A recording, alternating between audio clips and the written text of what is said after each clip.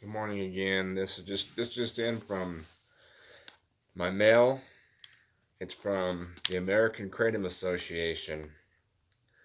The letter states, the American Kratom Association strongly endorses Dr. Henningfields' review that questions the conclusions related to kratom safety in the Eggleston et al. Brief report for immediate release.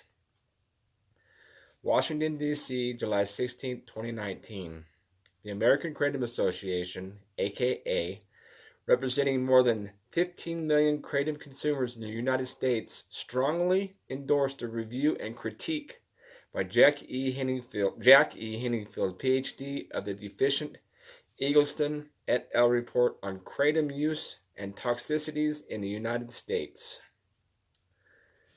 It says, read Dr. Henningfield's response here. A.K.A. Chairman Dave Herman has called upon the FDA to turn off the FDA echo chamber on kratom that has deliberately and persistently disseminated inaccurate, misleading, false, and scientifically invalid information that is clearly intended to demonize kratom consumers.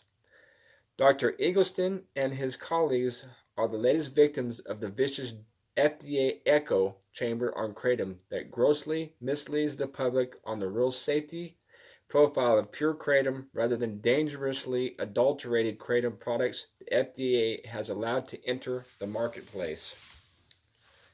Jack Henningfield, Ph.D., Vice President, Research, Health Policy, and Abuse Liability, Penny Associates and Professor, Behavior Biology, Adjunct.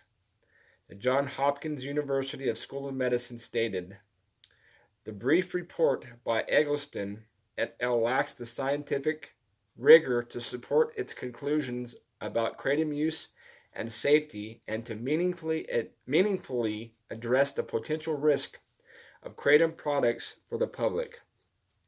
Few, if any, conclusions can be drawn from the report that would otherwise benefit researchers, healthcare providers, and the public at large to make kratom safe, either by regulating it or banning it. The attached report from Dr. Henningfield outlines the inaccuracies and flawed assumptions that were used by Dr. Eggleston and his fellow contributors to this brief report. Some of these are due to limitations of the National Poison Data System, as discussed in the NPDS reports, as well as limitations in the use of the types of medical examiner data as have been discussed in the CDC's weekly Morbidity and Mortality Report, the New England Journal of Medicine, and elsewhere. Conversely, the limitations do not mean that kratom is without risk or has never contributed to deaths. In fact, kratom, like any substance, should be assumed to carry some risk and unintended effects, which appropriate regulatory oversight could minimize. Regulation, including standards for kratom product contents and labeling, and further research is needed on kratom use, effects, and safety, wrote Dr. Henningfield.